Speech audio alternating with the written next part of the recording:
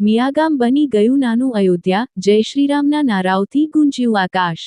દિવાળીનો દીવો ફક્ત ઘરો નહીં, હૃદયોને પણ પ્રકાશિત કરે છે, અને આ પ્રકાશ પર્વે મિયાગામે રામનામની ભક્તિમાં એવું રંગ ભર્યું કે સમગ્ર ગામ અયોધ્યાની ઝલક આપતું બની ગયું. ભગવાન રામના લંકા વિજય અને અયોધ્યા વાપસીના પવિત્ર પ્રસંગે ઉજવાતી દિવાળીનો સાચો અર્થ ત્યારે જીવંત થયો, જ્યારે શ્રી રોકડનાથ હનુમાનજી મંદિરથી રામજીની ભવ્ય શોભાયાત્રા સંગીતના તાલે ગામભરમાં ફરવા નીકળી. જય શ્રીરામના ઉલ્લાસમય નારાઓ, રંગબેરંગી લાઇટોની ચમક, હનુમાનજીના જીવંત રૂપ અને બાળકોના કાર્ટૂન પટલા, બધાએ મળીને મિયાગામને અનોખા ઉત્સવમાં ફેરવી દીધું.